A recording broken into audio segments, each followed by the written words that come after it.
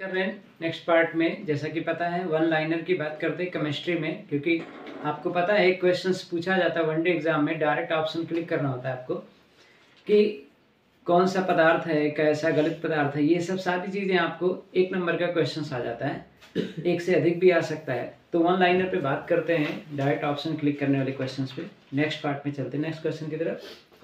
सक्रिय पदार्थ जो क्षय होने के बाद सीसा में अंतिम रूप से क्या हो जाता है, बदल जाते हैं।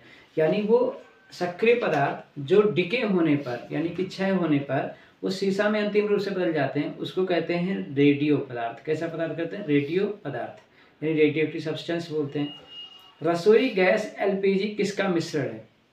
आपने देखा रसोई गैस होता है, जो खाना पकाने वाला गैस होता है, उसको एलपीजी बोलते हैं। एलपीजी का फुल फॉर्म कई बार पूछा जाता है, जिसका मतलब होता है liquefied petroleum gas, liquid petroleum gas भी कह सकते हैं। तो लिक्विफाइड पेट्रोलियम गैस एलपीजी का फुल फॉर्म होता है। और आपने देखा होगा कि इसमें जो होता है मिक्सचर होता है वो प्रोपेन और ब्यूटेन का होता है। किसका मिक्सचर होता है? प्रोपेन और ब्यूटेन का। साथ ही में इसमें एक और मिश्रण मिलाया जाता है, जो गंध आती है उससे क्या हो जाए, ताकि पता चल जाए कहीं पे ये गैस रिलीज हो रही है, क्योंकि ये ज्वलनशील है और ये खतरनाक भी है। तो इसमें गंध के आने के लिए, दुर्गंध के लिए इसमें गैस मिलाई जाती है जिसका नाम मिथाइल मरकैप्टेन। तो कौन सा रासायनिक केमिकल मिलाया जाता है, यानी कौन सा केमिकल मिलाया जाता है एलपीजी में? तो उसका नाम है मिथाइल मरकैप्टेन। क्या नाम है? मिथाइल मरकैप्टेन। ठीक। नेक्स्ट क्वेश्चन आता है कि वह धातु कौन सा है जिसका गलनांक इतना कम होता है कि वह हाथ में पकड़े पकड़े पिघल जाती है। तो ऐसा कौन सा धातु है जिसका गलनांक बहुत ही कम होता है और वह हाथ में पकड़े पकड़े पिघल जाती है, यानी मेल्ट हो जाती है? तो वो है गैलियम। कौन सा धातु है? गैलियम। नेक्स्ट पॉइंट पे आते हैं।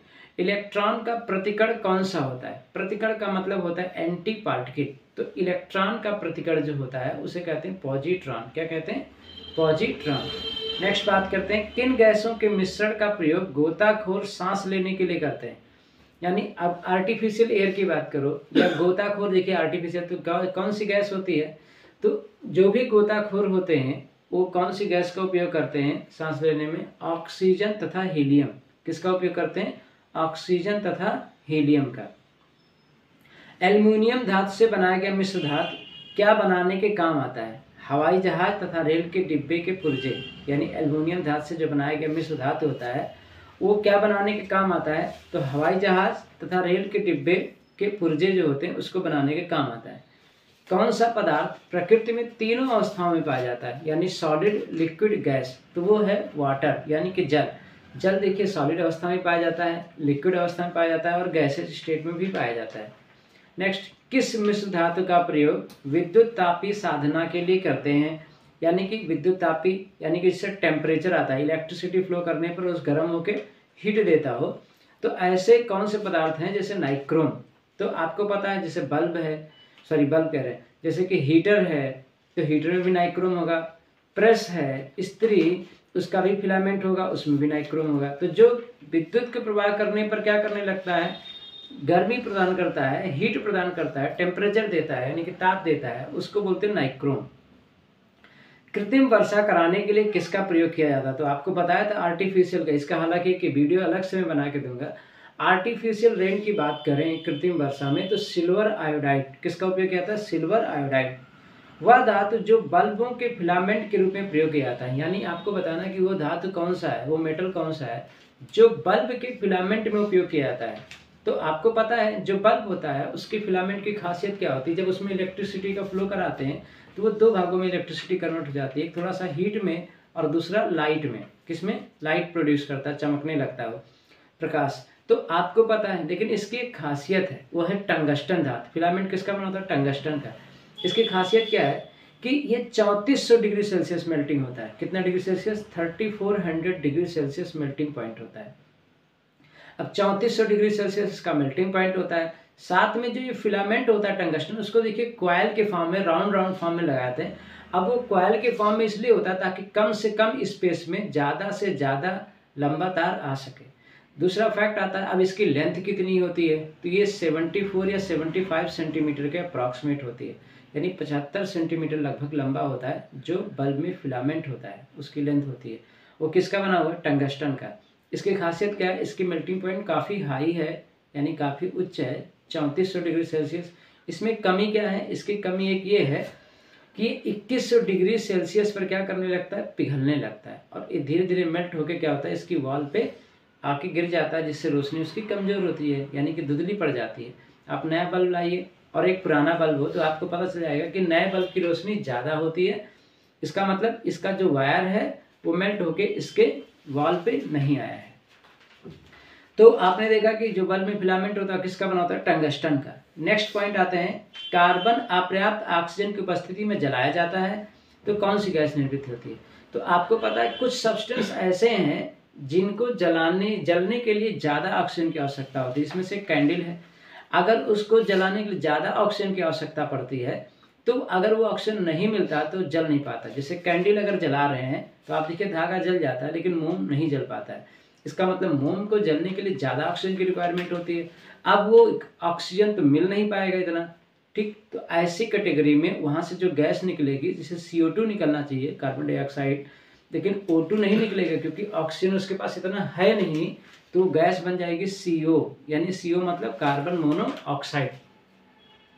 तो आपको पता है कैंडल में क्या होता है, कार्बन मोनोऑक्साइड गैस रिलीज होती है। नेक्स्ट फैक्ट में आते हैं, किस विधि द्वारा मिश्रण में उपस्थित घटकों को पृथक किया जाता है, यानी अगर मिक्सचर है तो उसमें कौन सी विधि द्वारा उनको अलग किया जाएगा, तो क्रिस्टलन विधि द्वारा, यानी क्रिस्टलाइजेशन मेथड से। अगला फैक्ट है, पेंसिल लेड किसे कहा जाता है, तो पेंसिल लेड किसको कहा जाता है, ग्रेफाइट को। किसको कहा जाता है, ग्रेफाइट को पेंसिल का लेड कहा जाता है। नेक्स्ट फैक्टर, हीलियम के नाभिक में कितने प्रोटॉन व न्यूट्रॉन होते हैं, तो हीलियम के नाभिक में कितने प्रोटॉन व न्यूट्रॉन होते हैं, तो आपको पता है हीलियम का एटॉमिक नंबर 2 होता है, और जो प्रोटॉन होता है वही इलेक्ट्रॉन होता है, और वही परमाणु संख्या यानी एटॉमिक नंबर होता है। तो 2 प्रोटॉन है, इसका मतलब 2 इलेक्ट्रॉन भी होते हैं और 2 एटॉमिक नंबर भी होता है। एटॉमिक भार जो होता है अक्सर डबल होता है, तो 2 का जस्ट डबल 4 हो गया, तो 4 में से 2 जाएगा तो न्यूट्रॉन की संख्या आ जाएगी, यानी अगर एटॉमिक मास में से एटॉमिक नंबर को माइनस करेंगे तो न्यूट्रॉनों की संख्या आ जाएगी, तो यानी कितना हो गया, 2। बात में आ गया। नेक्स्ट फैक्ट में चलते हैं, एथिलीन की प्रतिक्रिया सल्फर मोनोक्लोराइड के साथ कराने पर कौन सी गैस निकलेगी। अगर एथिलीन यानी CTH4 की रिएक्शन सल्फर से कराएंगे तो मस्टर्ड गैस आएगा। कौन सा गैस आएगा, मस्टर्ड गैस। तो ऐसी गैस जो क्या होता है, गंदी जगहों पर पाया जाता है। नेक्स्ट फैक्ट बात करें, जीवों के दांतों व हड्डियों का निर्माण में मुख्य रासायनिक पदार्थ क्या है। तो जो जीव हैं उनकी दांतों व हड्डियों के निर्माण में मुख्य रासायनिक पदार्थ का नाम है कैल्शियम फास्फेट। क्या नाम है, कैल्शियम फास्फेट। किसकी मौजूदगी के कारण माणिक का रंग लाल होता है, तो क्रोमियम ऑक्साइड के कारण माणिक का रंग कैसा होता है, लाल होता है। क्रोमियम ऑक्साइड के कारण माणिक का रंग कैसा होता है, लाल होता है। कौन सा पदार्थ ऑक्सीकारक तथा अवकारक दोनों की तरह प्रयुक्त होता है, तो वो है सोडियम नाइट्राइट। उसका नाम क्या है, सोडियम नाइट्राइट। नेक्स्ट क्वेश्चन है कि जल एक अच्छा विलायक है, इसका कारण क्या है, तो इसका कारण वैद्युत स्थिरांक। अगर पेपर में आता है कि जल एक अच्छा विलायक है, विलायक मतलब सॉल्वेंट है, इसका क्या कारण है, तो इसका कारण है कि वो क्या है, वो एक वैद्युत स्थिरांक है, ठीक। पेट्रोल से लगने वाली आग को बुझाने के लिए किसका प्रयोग किया जाता है, तो झाग वाला अग्निशामक। अगर पेट्रोल से लगने वाली आग है उसको बुझाना है तो किसका प्रयोग किया, झाग वाला अग्निशामक, ठीक। किसकी मौजूदगी में निरंतर रहने से वायु में पीतल रंगहीन हो जाता है, यानी कि जो पीतल है वो कलरलेस हो जाता है किसकी मौजूदगी में, तो उसका रीजन क्या है, हाइड्रोजन सल्फाइड। क्या नाम है, hydrogen sulphide, H2S, hydrogen sulphide की उपस्थिति में पीतल कलरलेस रंगहीन हो जाता है। रेडियो एक्टिविटी किसके द्वारा मापी जाती है, तो रेडियो एक्टिविटी को मापने के लिए गाइटर काउंटर का उपयोग करते हैं। किसका उपयोग करते हैं, गाइटर काउंटर। रेडियो एक्टिविटी को मापने के लिए गाइटर काउंटर का प्रयोग किया जाता है। नेक्स्ट फैक्ट आता है, परमाणुओं में किसकी मौजूदगी को रदरफोर्ड के प्रकीर्णन परीक्षण ने सिद्ध किया, तो न्यूक्लियस, नाभिक।